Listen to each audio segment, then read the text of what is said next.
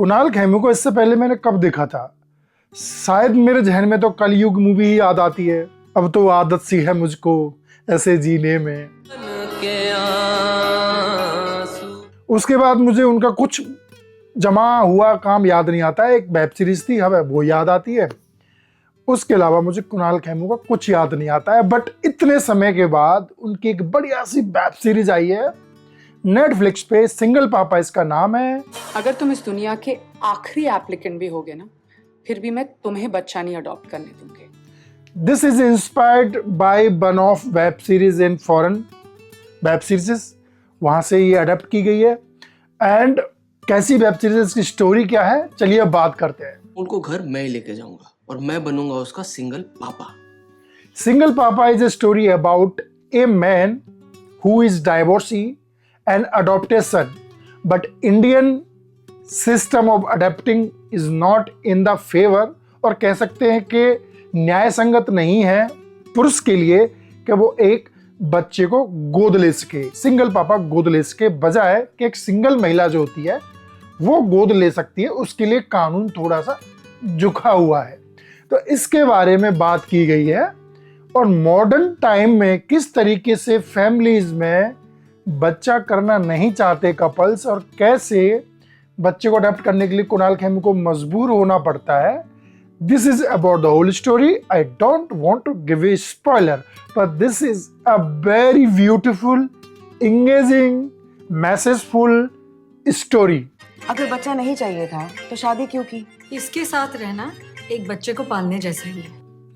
Story हमें बताती है कि एक लड़का, एक मर्द भी उतना ही अच्छा पिता या ममता या पितृत्व भाव उनको दे सकता है, फादरहुड दे सकता है, जितना माँ दे सकती है। 20, 21, 19, 20 का अंतर हो सकता है, but mens are not less than womens if they want to give or nurture a child, they can also do this, and this is the story about single पापा।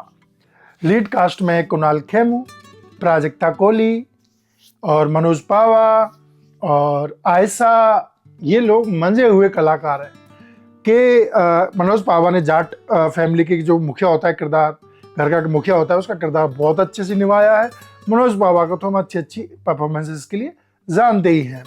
दूसरी तरफ कुणाल खेमू ने भी अभिनय पूरा एंगेजिंग रखा है। पूरे एपिसोड्स में, लगभग 6 एपिसोड है, कहीं भी बोरियत महसूस नहीं करेंगे। All episodes are thoroughly so engaging, entertaining, message भी देती जाती है और हंसाती हुई भी जाती है। Few times it can make you very like numb और cry, but most of the time every episode, every frame will make you laugh.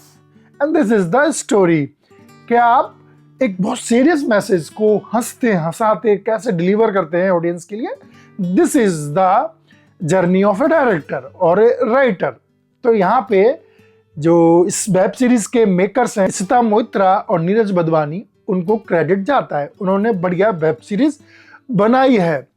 मैं एक्टिंग, डायरेक्शन, राइटिंग, कॉन्सेप्ट, उसका एप्लीकेशन, पर्दे पे उसको लाना, एपिसोड्स में उसको पिरोना और दर्शकों तक बड़ी एंगेजिंग तरीके से उसको परोसना, इन सारी कवायदों के लिए मैं आराम से 3 स्टार सिंगल पापा को दे सकता हूँ इन एवरी कैटेगरी। एक हाईलाइट करना चाहूंगा प्राजक्ता कोहली के बारे में। She is better than previous work.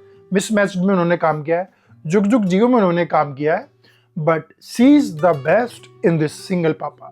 Kunal Khemu की बहन के किरदार के तौर पे प्राजक्ता कोहली ने इस बार अच्छी एक्टिंग की है, अच्छी डिलीवरी की है, अच्छा पैकेज है उनके सामने, उनको एक अच्छा खासा किरदार भी मिला है और लीड कास्ट में है, कोई साइड एक्टर्स वैक्टर्स नहीं है। She is in the lead cast और उन्होंने अच्छे से उस काम को निभाया है। प्राजक्ता कोहली के लिए क्लैपिंग बनती है, बिकॉज एक YouTuber turn into actress is a different game story and inspiration also. Many YouTubers are trying to act, but they are not capable to deliver performances. But Prajakta Kohli made this time it possible for audience. If you are a fan of Prajakta Kohli, you are going to love it. I am a fan of Kunal Khemu. मुझे पसंद आते हैं वो जो भी कुछ करते हैं, और this is one of the finest performance by Kunal Khemu. Thank you so much. अगर आप चैनल पर नए हैं तो चैनल को सब्सक्राइब करते हुए जा सकते हैं।